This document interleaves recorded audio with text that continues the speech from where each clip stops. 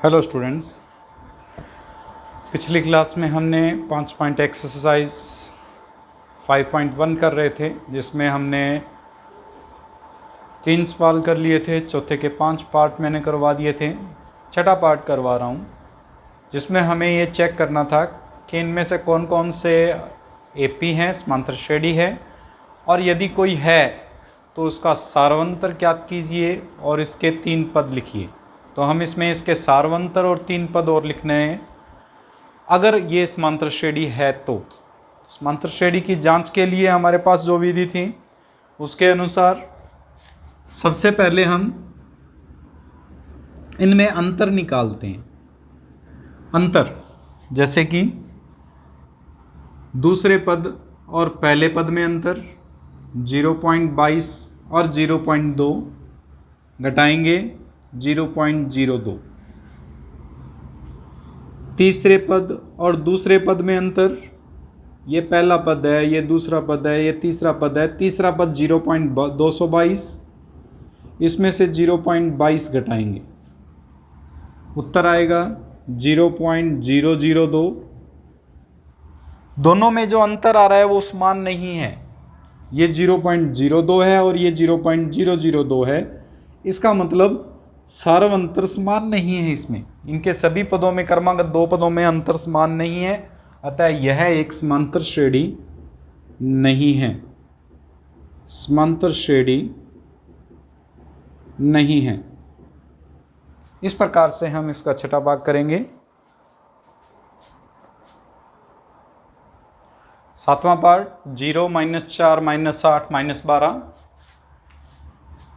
इसमें भी उसी प्रकार से हम अंतर निकालेंगे।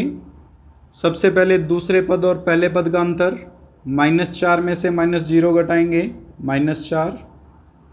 तीसरे पद और दूसरे पद में अंतर, तीसरा पद -8, दूसरा पद -4 घटाएंगे तो ये माइनस माइनस प्लस हो जाएगा, -8 + 4 आ जाएगा जो कि -4। चौथे पद में से तीसरा पद -12 -8 घटाएंगे तो -12 + 8 हो जाएगा जो कि -4। तीनों में अंतर समान आ रहा है। इसका मतलब यह एक समांतर श्रेणी है। अगर ये एक समांतर श्रेणी है तो इसका सारवंतर D बराबर -4। इसके आगे के 3 पद और लिखने को कहे हैं। इसके बाद के 3 पद लिखने के लिए 5वां पद निकालेंगे। सबसे पहले 5वें पद में चौथे पद में D जोड़कर निकलेगा। चौथा पद है -12, इसमें -4 जोड़ेंगे, -12 -4 हो जाएगा जो कि -16 आ जाएगा।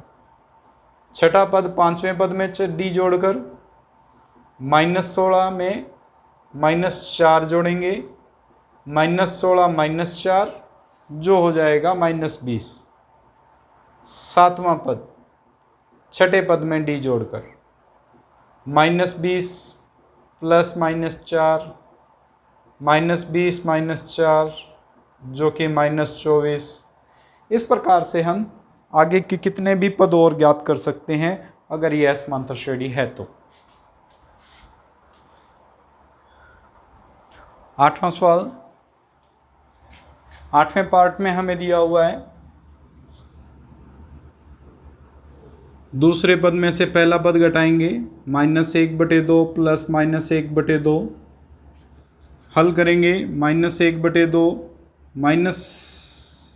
माइनस का आएगा यहाँ, ये +1/2 बना देगा और 1/2 में से 1/2 घटाएंगे 0। तीसरे में से दूसरा पद घटाओ, -1/2 -1/2 वही सेम, -1/2 + 1/2 0। चौथे में से तीसरा घटाओ, -1/2 -1/2 -1/2 + 1/2 यानी 0। तीनों में अंतर समान है, समांतर श्रेणी है।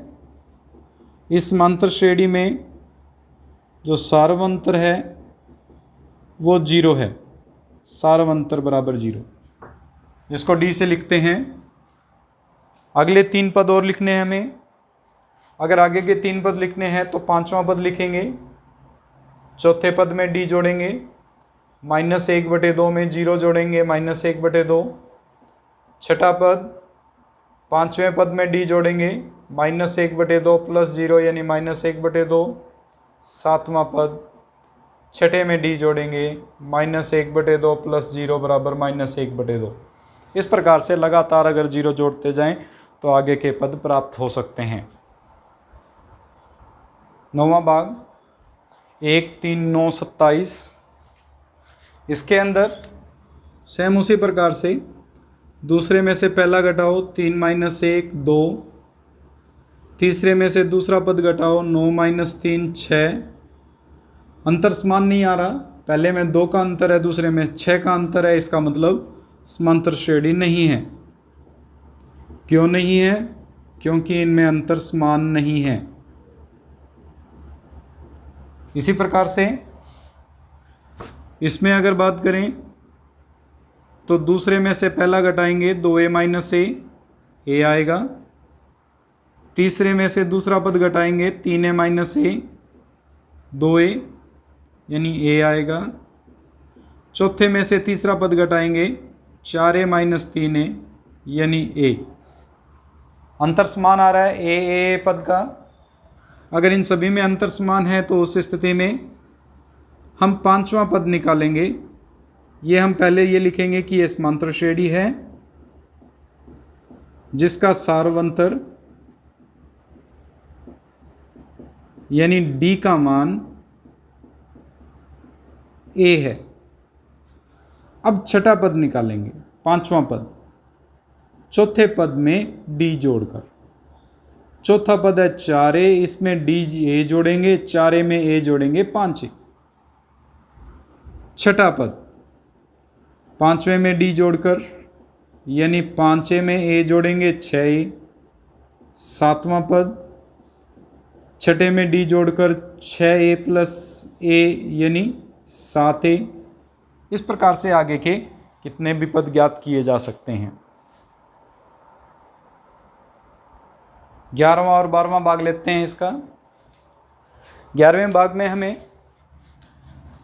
कुछ उसी प्रकार से हमें जांच करना है क्या ये AP है या नहीं। पहले AP जांचने के लिए दूसरे पद में से पहला पद घटाएंगे, a² में से a घटाएंगे।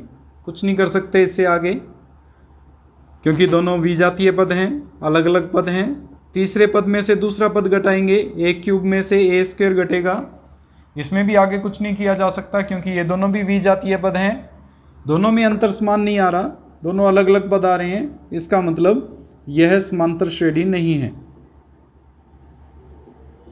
समांतर श्रेणी नहीं है। इसमें करेंगे अब हम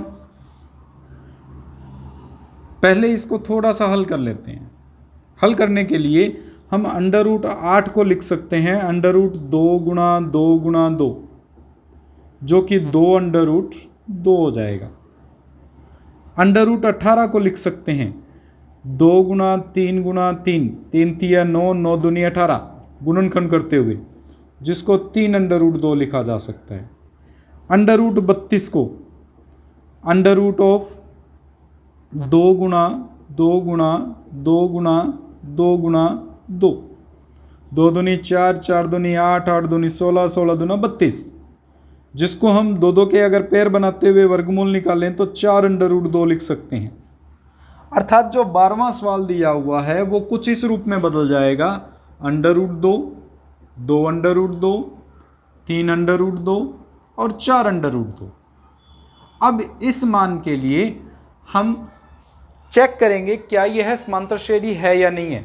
अगर समांतर श्रेणी है तो इसके आगे के पद ज्ञात करेंगे। तो वही दूसरे में से पहला पद घटाओ, 2√2 में से 1√2 घटाएंगे, 2√2 में से 1√2 घटाएंगे तो √2 बचेगा।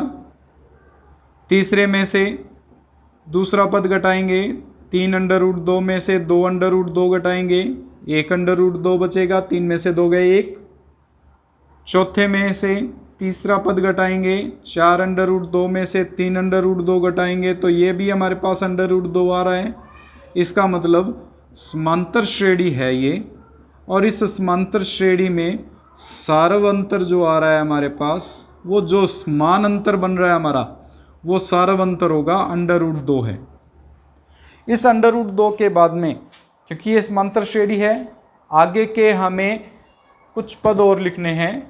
तो पहले 5वां पद, चौथे पद में d जुड़ेगा, चौथा पद 4√2, इसमें √2 जोड़ेंगे 5√2, छठा पद 5वें में d जुड़ेगा, पांचवा 5√2, इसमें √2 जोड़ेंगे 6√2, सातवां पद छठे में d जुड़ेगा यानी 6√2, इसमें √2 जोड़ेंगे जो 7√2 बना देगा।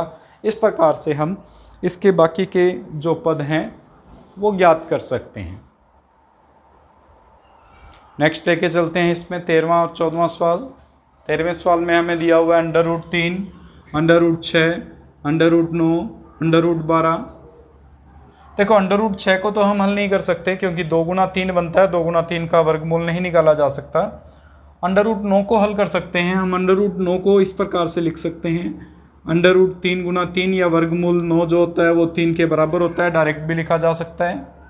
√12 को लिख सकते हैं, √12 यानी 3 गुना 2 गुना 2, 2 √3 लिखा जा सकता है।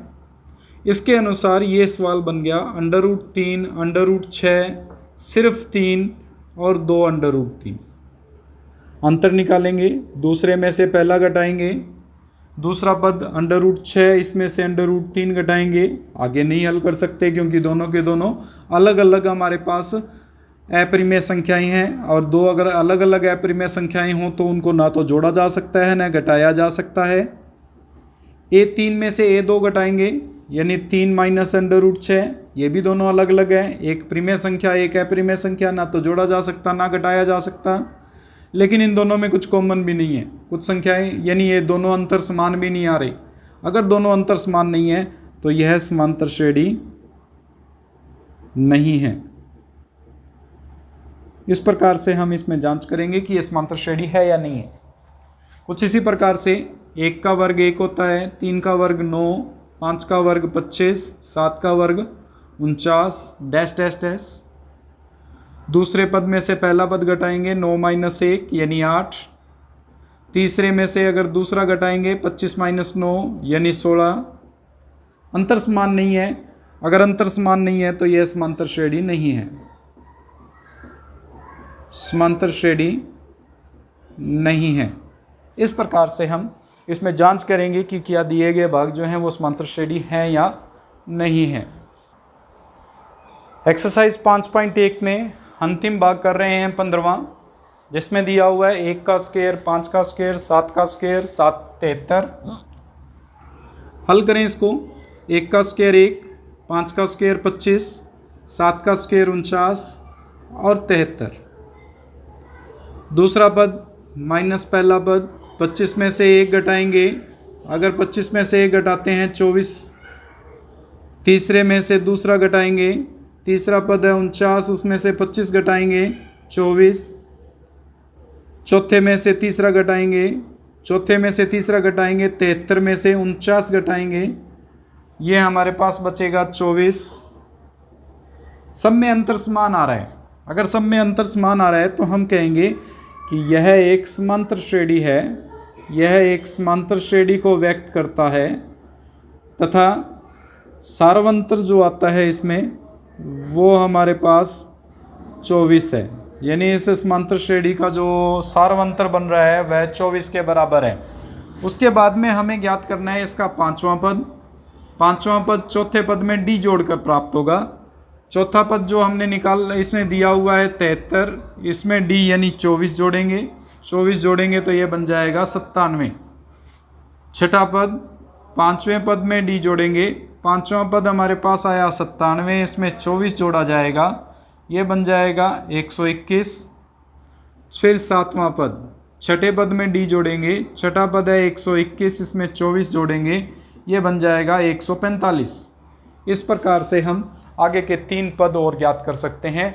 इससे आगे भी अगर कोई संख्याएं पूछी जाएं तो वो हम ज्ञात कर सकते हैं।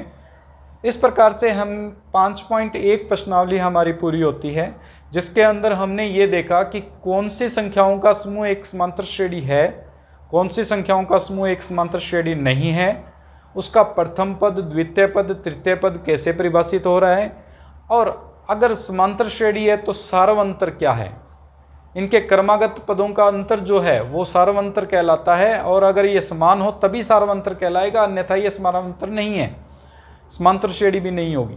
तो इस प्रकार से हम इसमें जांच करते हुए आगे के पद ज्ञात कर सकते हैं।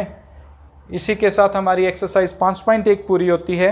नेक्स्ट वीडियो में हम 5.2 एक्सरसाइज, जिसमें nवां पद ज्ञात करना, यानी कोई भी समांतर श्रेणी दे दी जाए तो उसका अंतिम पद कैसे ज्ञात करें, nवां पद कैसे ज्ञात करें, या एक ऐसा मान कैसे लिखें जिससे कि हम कोई भी पद ज्ञात कर सकते हों, चाहे वो 20वां कह दे, 25वां कह दे, 28वां कह दे, वो कैसे ज्ञात कर सकते हैं, उसके संबंधित हम सवाल करेंगे। धन्यवाद।